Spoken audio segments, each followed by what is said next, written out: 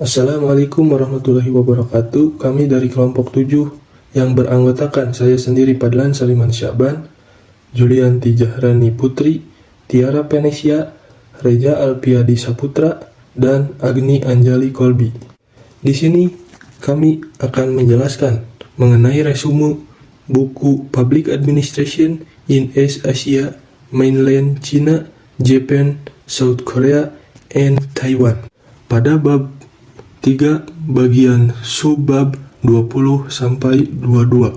Pada bagian pertama akan dibacakan oleh saya sendiri, Padlan Saliman Syaban. Di sini saya akan menjelaskan mengenai Performance Management Reform in South Korea atau reformasi manajemen kinerja di Korea Selatan. Secara khusus, literatur manajemen publik baru dan inisiatif reformasi baru-baru ini menekankan pentingnya manajemen kinerja dan pengukuran kinerja sebagaimana untuk memastikan kemampuan akun publik di tingkat pemerintahan lokal dan nasional.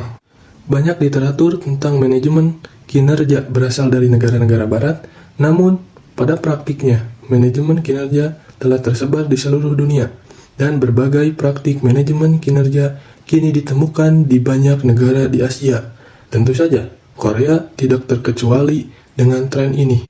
Selanjutnya, pada poin pertama, yaitu ada alat manajemen kinerja, yaitu peningkatan kinerja di pemerintahan Korea dilakukan dalam 4 bidang yang berbeda, yaitu organisasi, sumber daya, manusia, keuangan, dan evaluasi.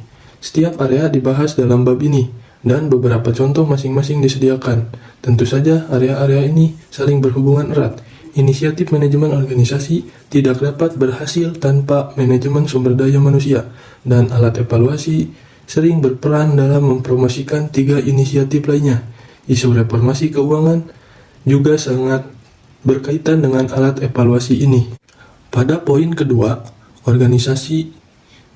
maksudnya manajemen organisasi untuk kinerja, yaitu merupakan perubahan struktur organisasi telah populer di pemerintahan Korea. Perubahan ini bertujuan untuk memangkas biaya dan pemborosan. Meskipun perubahan struktural telah menjadi alat pemotongan biaya sejak tahun 1980-an, itu telah menjadi sarana untuk memaksimalkan hasil dalam pelayanan publik juga. Laporan Organisasi untuk Kerjasama Ekonomi dan Pembangunan atau disingkat dengan OECD pada tahun 2005 menyarankan 4 jenis alat untuk perubahan struktural: mengubah campuran fungsional kementerian, mengubah jumlah atau ukuran kementerian, mendistribusikan keuangan dalam hierarki, dan menciptakan lengan panjang dan tubuh. Pada 2 jenis alat pertama berfokus pada pendekatan pengurangan biaya, dan 2 yang terakhir mengacu pada pendekatan peningkatan kinerja. 2 alat pertama seperti penggabungan dan perampingan sering dipilih pada tahun 1980-an dan pada tahun 1990-an. Pada akhir 1990-an, pemerintahan Korea mulai mengubah struktur internal di dalam pemerintahan untuk mencapai kinerja yang lebih baik daripada mengurangi biaya. Berdasarkan alat perubahan struktur selanjutnya, bab ini menjelaskan 2 inisiatif yang telah diperkenalkan oleh pemerintah, struktur berbasis tim dan agensi. Poin selanjutnya, yaitu pada poin ketiga, ada struktur berbasis tim, yaitu merupakan untuk mengurangi struktur hierarki birokrasi. Pemerintah Korea manajemen berbasis tim terikat pada awal 2005. Inisiatif ini dipromosikan oleh Kementerian Administrasi Pemerintahan Dalam Negeri atau yang disingkat dengan MOGAHA saat ini, yaitu MOPAS. Sedangkan dalam sistem hierarki tradisional, sebuah divisi atau nama tradisional subunit tampak terjepit di antara lapisan vertikal hierarki yang mungkin memiliki efek membatasi kreativitas dan spontanitas individu. Hierarkis lapisan di tingkat menengah terdiri dari direktur, asisten direktur, dan staf, yang sistem karir dan penggajian juga terlampir 2. Namun, seperti yang ditunjukkan pada sebelumnya, struktur berbasis tim yang baru menyederhanakan lapisan tingkat menengah menjadi pemimpin tim dan anggota tim. dan setiap pemimpin tim dan stafnya bertanggung jawab atas kinerja tim. Berkinerja tinggi diberikan lebih banyak intensif dan promosi. Kinerja individu terutama tergantung pada tim pertunjukannya. Pada poin yang keempat, yaitu ada agensi, yang merupakan kontrol dan regulasi birokrasi berbasis aturan menghambat kinerja yang lebih baik. Secara teori maupun praktik, keagenan merupakan exit strategi yang baik untuk meringankan beban birokrasi dan membuat lembaga lebih kompetitif.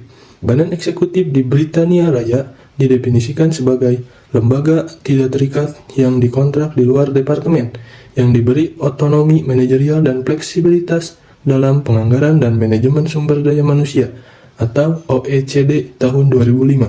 Tujuan agensifikasi adalah untuk meningkatkan kinerja, kemungkinan efisiensi operasi, akuntabilitas yang lebih kuat, layanan pelanggan yang lebih baik, dan perencanaan bisnis yang berorientasi pada hasil laporan OECD.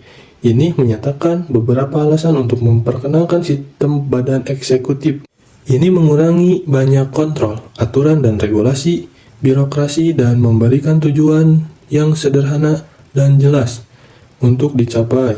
Struktur berorientasi pasar dengan otonomi manajerial yang tinggi meningkatkan kinerja. Selanjutnya, pada poin kelima, yaitu ada manajemen sumber daya manusia untuk kinerja.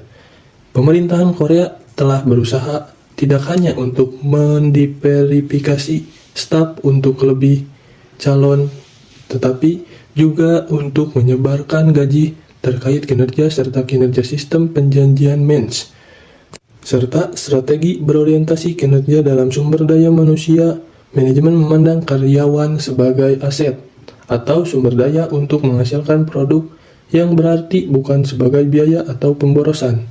Selanjutnya, pada poin ke-6, yaitu pegawai negeri sipil yang lebih baik dan terbuka serta kompetitif. Pemerintahan Korea telah mendorong keras untuk membuat sistem pelayanan sipil lebih terbuka dan kompetitif. Mekanisme perekrutan seperti itu lebih disukai daripada yang bentuk penunjukan pribadi, politis, dan sebagian besar non-kompetitif. Reformasi ini dirancang untuk mengubah sistem lama yang terkenal untuk perekrutan non-kompetitif dan tertutup serta promosi berbasis senioritas.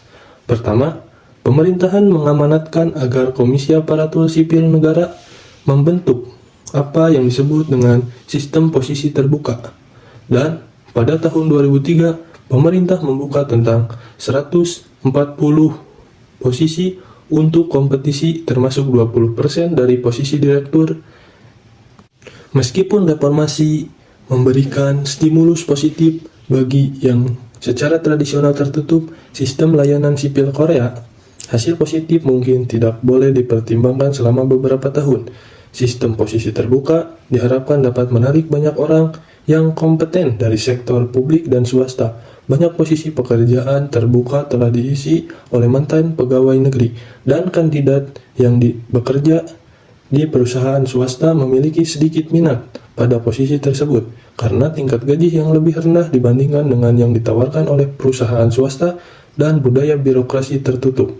Untuk menarik kandidat berbakat, pemerintah tetap berusaha membudayakan kompetisi yang ramah budaya dan terus memberikan prosedur yang lebih nyaman bagi pelamar. Selanjutnya, pada poin ke-7, yaitu ada gaji berbasis kinerja dan kinerja individu. Pembayaran berbasis kinerja yang terkait erat dengan struktur dan kinerja gaji adalah inisiatif reformasi yang populer di banyak negara. 2/3 dari anggota OECD negara memperkenalkan pembayaran berbasis kinerja atau sedang dalam proses melakukannya di tahun 2005. Tingkat dan penerapan gaji berbasis kinerja berbeda-beda di setiap negara.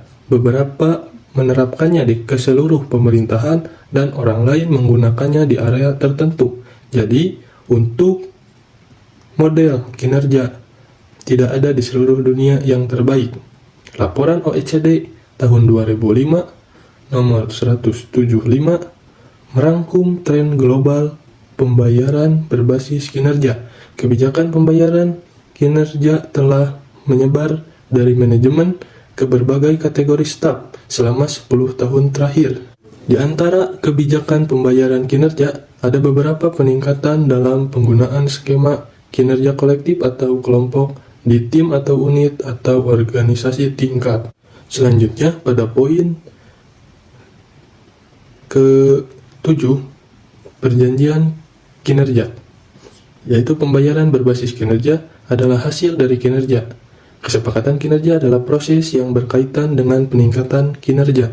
Sistem perjanjian kinerja didefinisikan sebagai sistem evaluasi kinerja individu dengan mengontrakkan target kinerja tahunan antara manajer dan supervisor. Seperti yang ditunjukkan pada yang sebelumnya, sistem perjanjian kinerja di Korea terdiri dari 4 tahap: pembuatan rencana, strategis, penetapan tujuan, pemantauan menengah, dan yang terakhir, evaluasi akhir. Baik manajemen maupun supervisor menegosiasikan target kinerja setiap tahunnya. Dalam prosesnya, tujuan individu terkait dengan tujuan organisasi. Ini mengurangi intervensi yang tidak perlu dari atas. Supervisor tidak perlu memonitor pekerjaan manajer secara detail di tengah tahun dan bisa menjadi coach daripada supervisor untuk menghasilkan kinerja yang lebih baik lagi. Pencapaian target biasanya dikaitkan dengan gaji berbasis kinerja serta promosi dalam sistem berbasis karir. Pada poin selanjutnya, yaitu ada manajemen dan kinerja keuangan. Di negara Korea telah mengadopsi beberapa reformasi anggaran dan keuangan. Di sini kita membahas penganggaran top-down dan sistem upah total.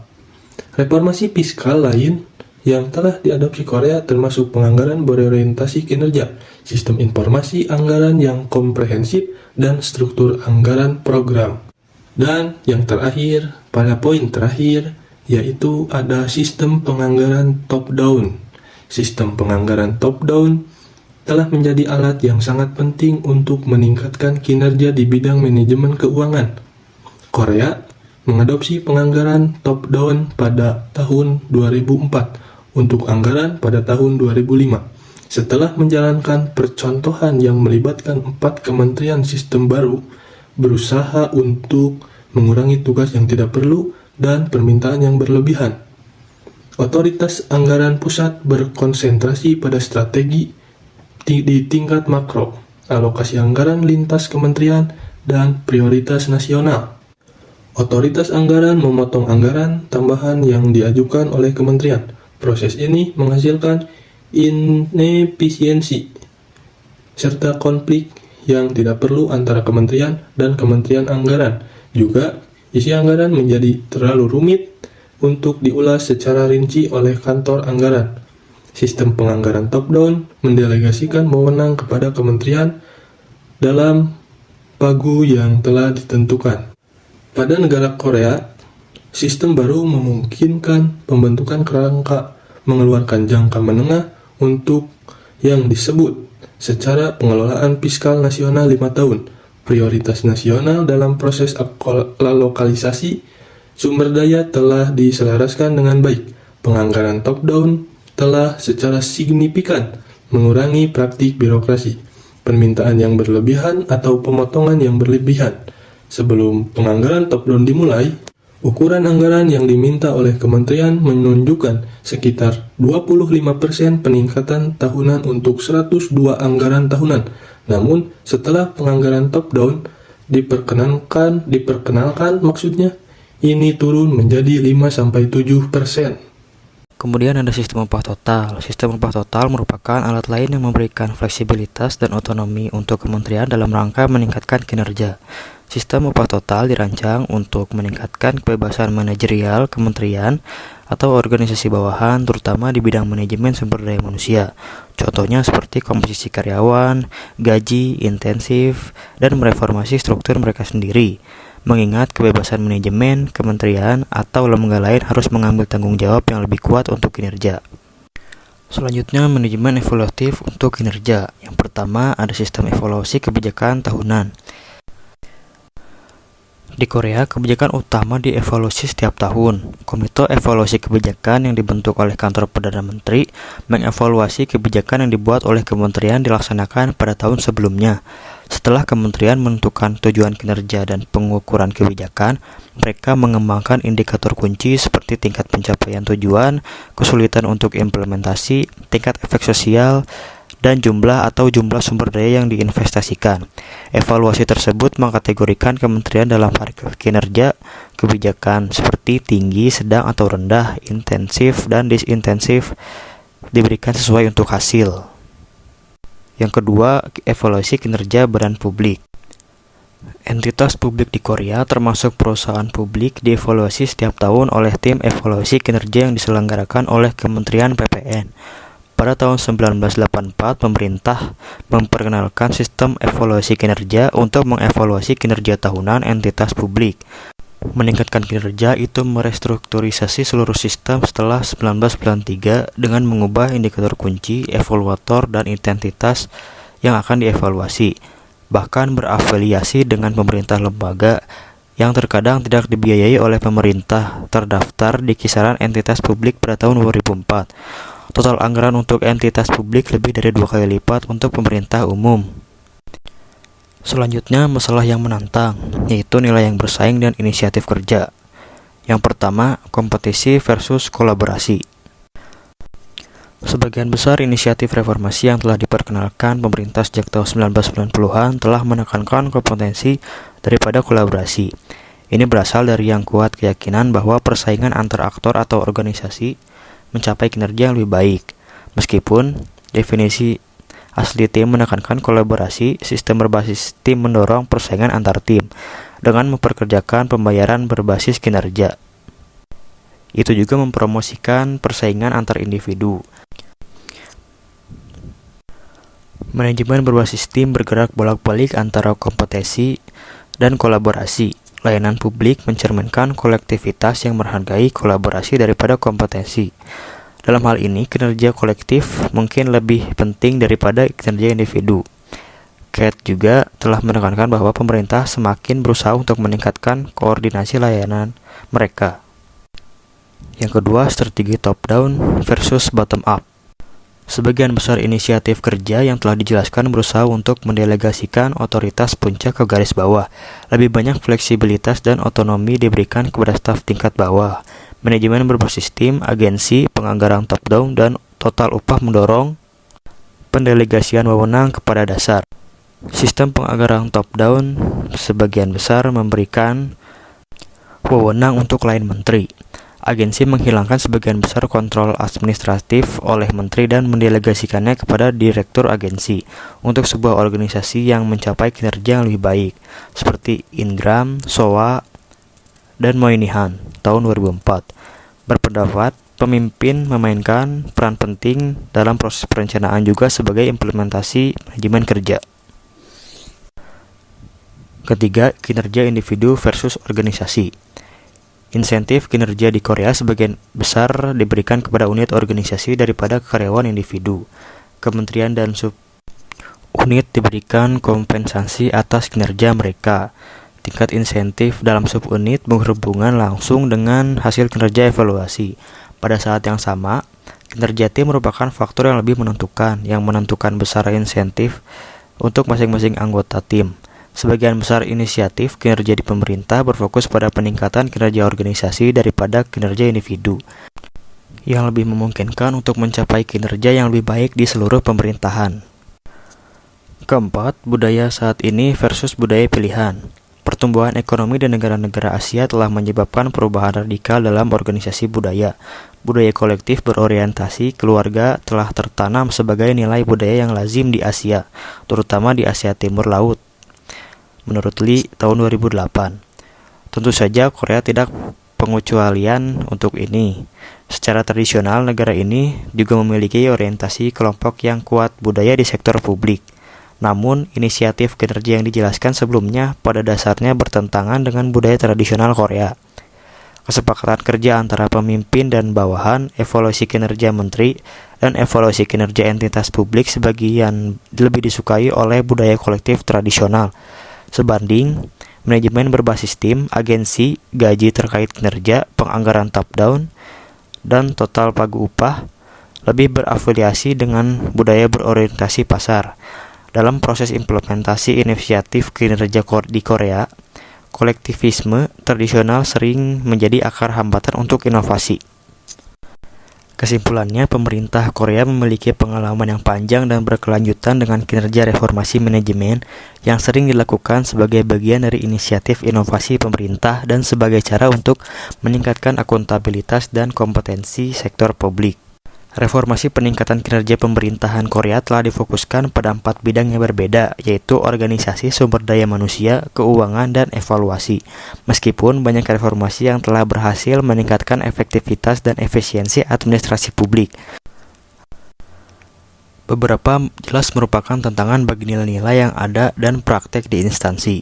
Ini kemudian ditentang, terkadang berhasil. Secara khusus, upaya untuk membangun budaya berbasis tim dan inisiatif dari bawah ke atas yang mendorong inovasi dan kreativitas seringkali menjadi problematika yang ada dalam budaya birokrasi ketika melakukannya tidak dibarengi dengan bonus kinerja dan insentif untuk persaingan antar atau di dalam kelompok dan rasa tekanan atau tuntunan dari atas. Selanjutnya, kita akan membahas mengenai The Civil Service System in the Republic of Korea atau sistem kepegawaian di Republik Korea. Pertama adalah pengantar. Bab ini memberikan gambaran dasar tentang sistem pelayanan sipil dan praktik personel publik dalam birokrasi Korea. Aparatur sipil negara Republik Indonesia Korea dibagi menjadi layanan sipil nasional dan lokal. PNS dikelola oleh badan pemerintah masing-masing dan diatur oleh nasional atau lokal. Undang-undang sebagaimana mestinya. Bab ini mengulas sejarah sistem kepegawaian di Korea.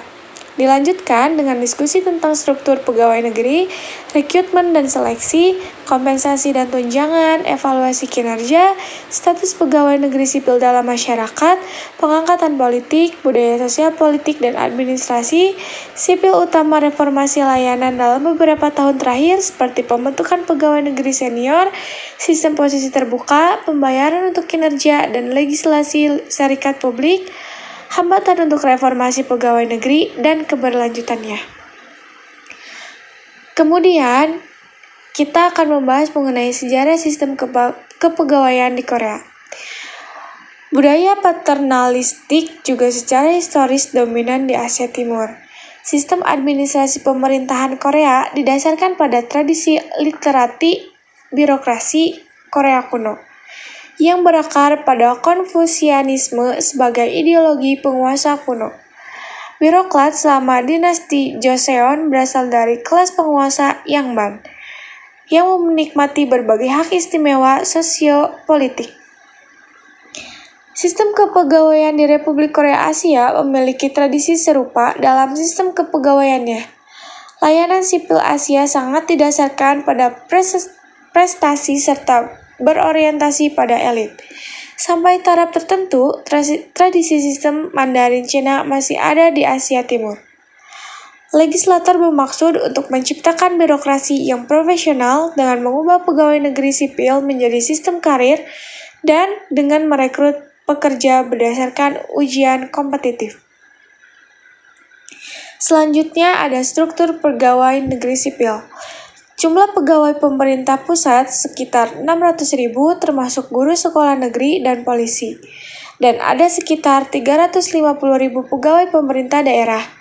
2 pegawai negeri di Korea tidak termasuk pegawai perusahaan publik atau tentara.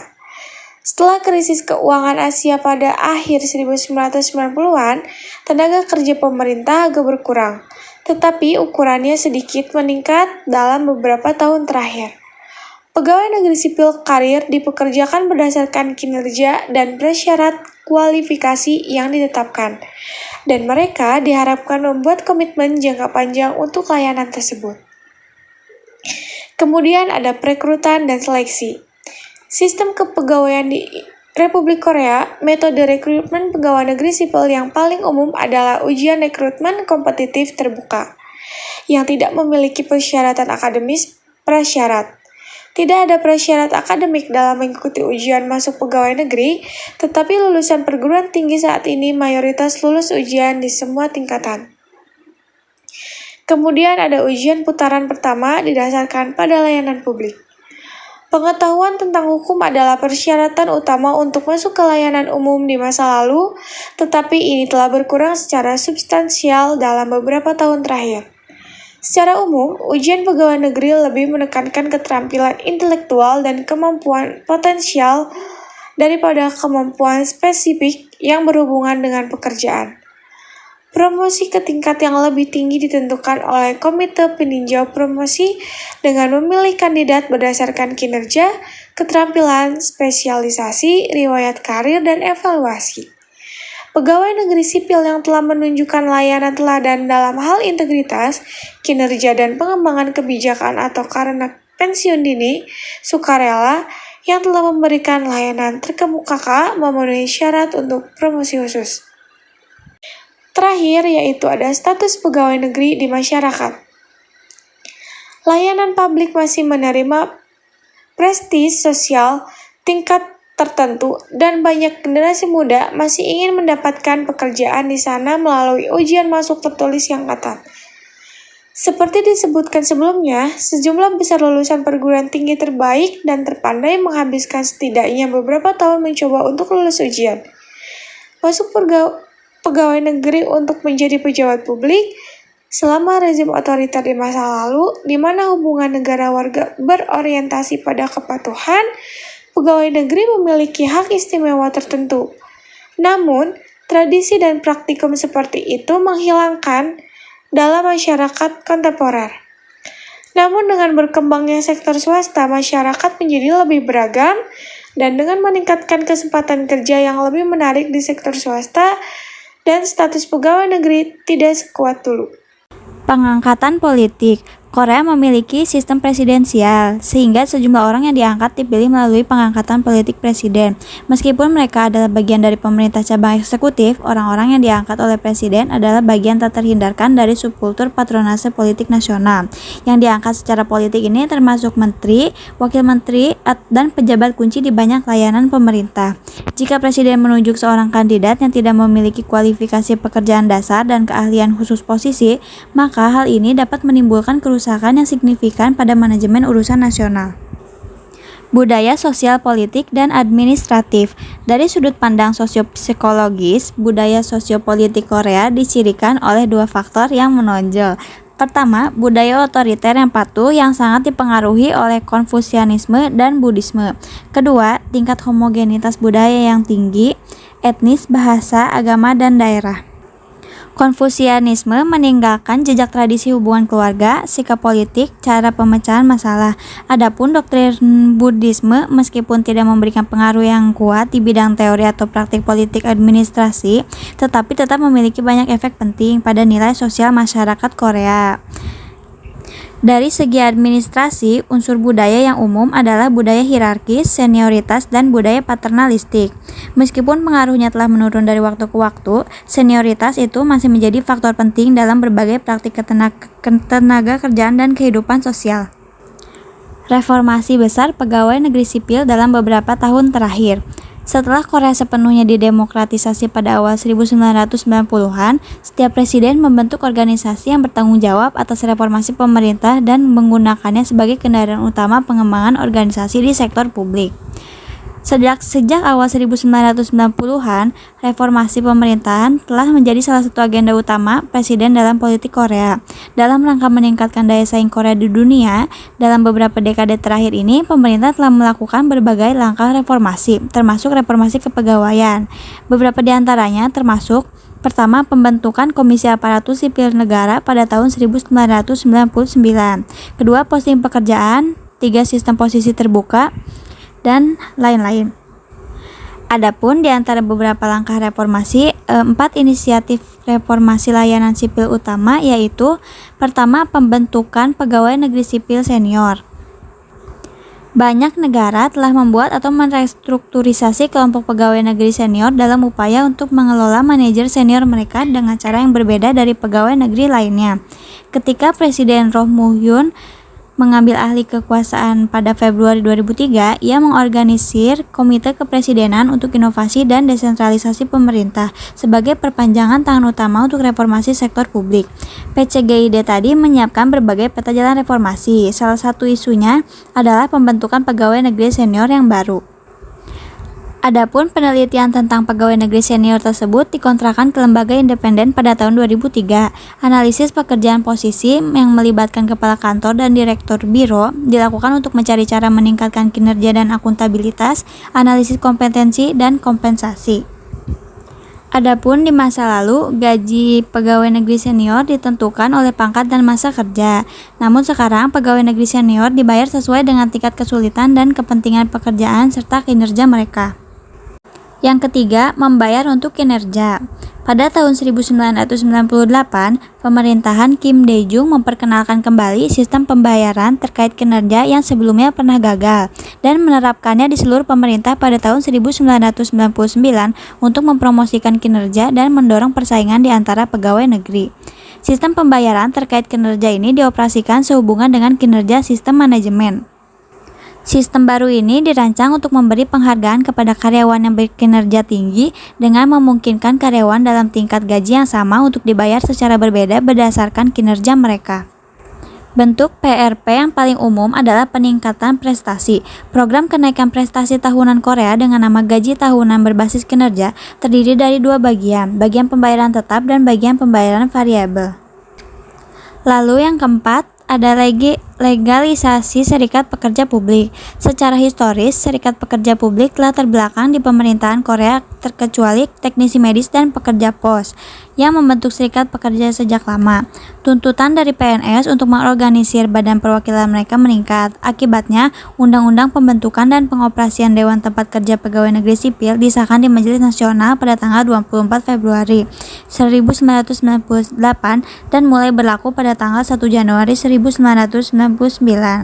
Sejak itu, Dewan Tempat Kerja yang mewakili pegawai pemerintah tingkat bawah telah dapat secara sah mengajukan permintaan perbaikan kondisi kerja mereka kepada kepala instansi. Dalam sejarah Serikat Pekerja Korea, guru sekolah negeri telah menjadi salah satu kelompok aktif yang berusaha untuk mengorganisir serikat pekerja.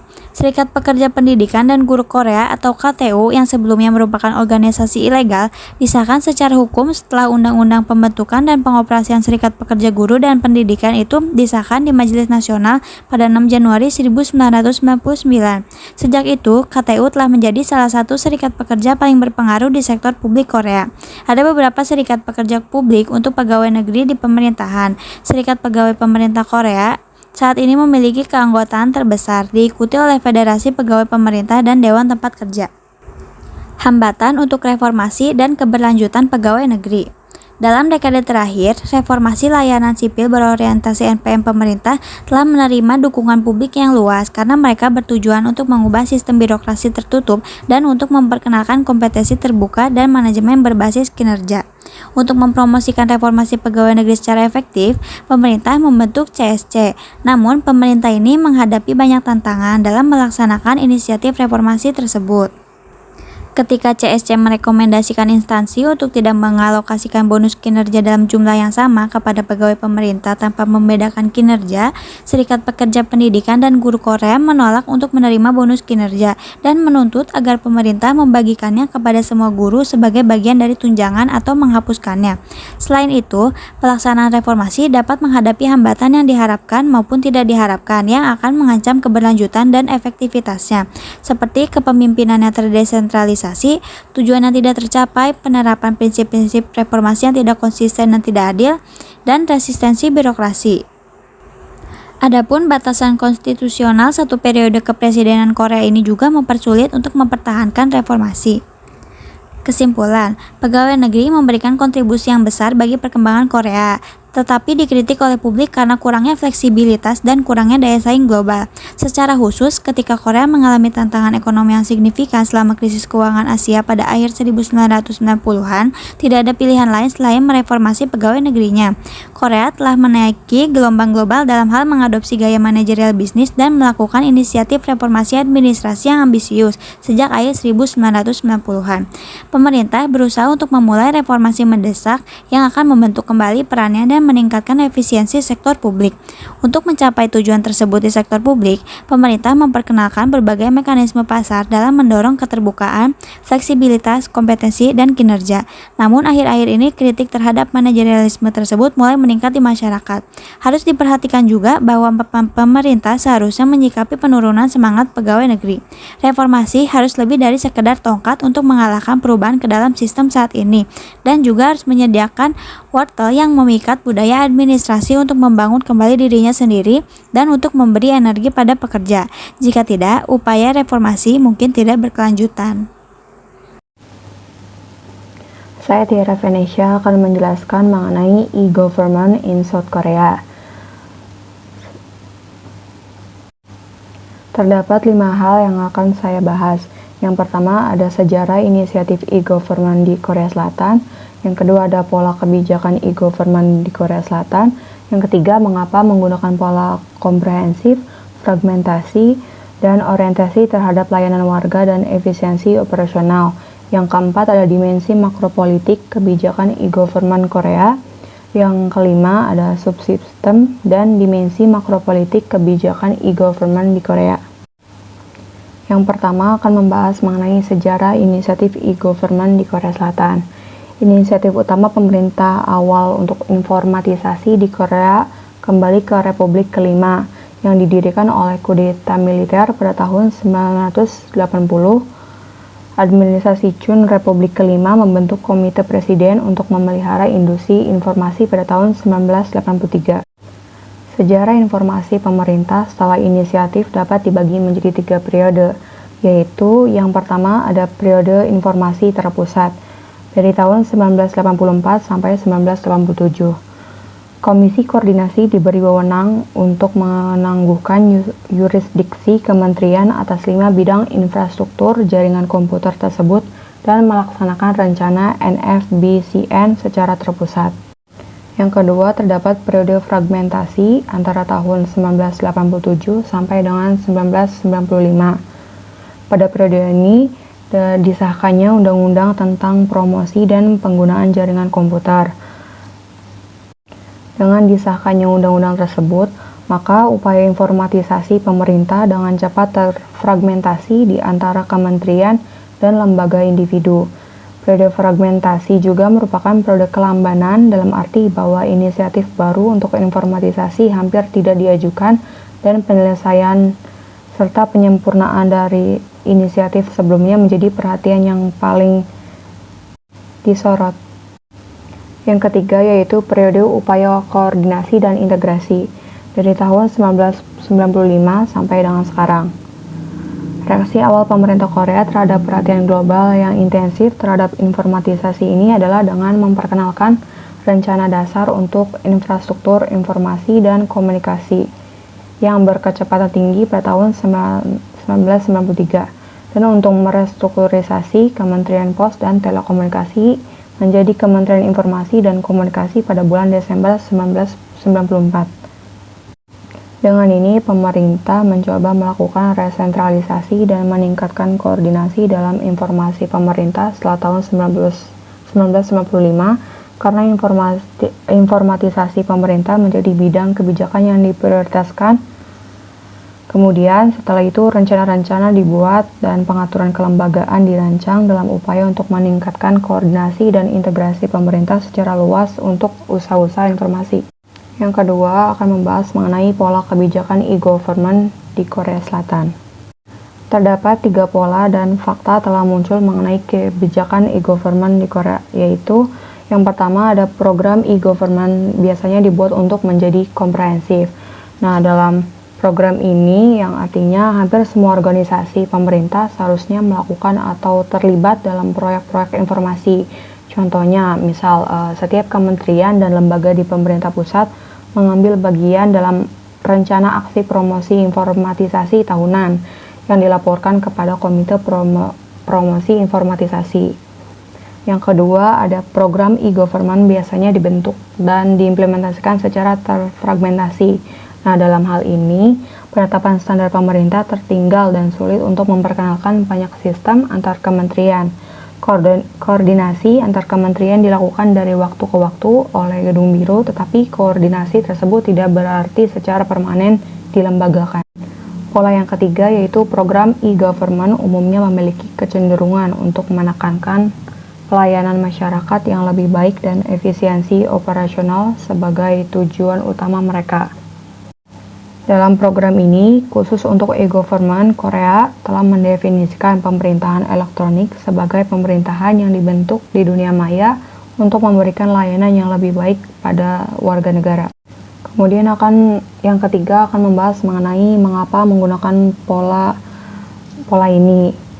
Pola komprehensif fragmentasi serta orientasi terhadap pelayanan warga dan efisiensi operasional dan membangun sistem baru daripada mengubah yang sudah ada terdiri dari pola usaha Korea untuk menerapkan e-government. Faktor penyebab atau pendukung pola tersebut dapat ditelaah pada tataran makropolitik, subsistem politik, dan mikropolitik. Yang keempat akan membahas mengenai dimensi makropolitik kebijakan e-government di Korea. Peran sistem makropolitik sangat penting dalam menjelaskan fakta-fakta bergaya tentang e-government di Korea. Karena keterlibatan yang besar dari sistem politik makro, rencana-rencana informatisasi yang komprehensif dengan cepat disusun untuk menghasilkan sejumlah besar sumber daya dalam waktu yang relatif singkat. Jaringan komputer administrasi publik merupakan bagian dari 5 jaringan komputer dasar nasional dan inisiatif serius pertama menuju e-government. Dimulai sebagai proyek yang dikelola langsung oleh Sekretaris Kepala Presiden di Republik kelima. Kemudian salah satu hal yang penting mengapa pemerintah Korea bisa mengejar ketinggalan negara maju lainnya adalah di bidang informatisasi, karena adanya komunitas pakar yang seringkali memiliki akses langsung ke pengambilan keputusan dalam sistem makropolitik. Yang kelima akan membahas mengenai subsistem dan dimensi makropolitik kebijakan e-government di Korea.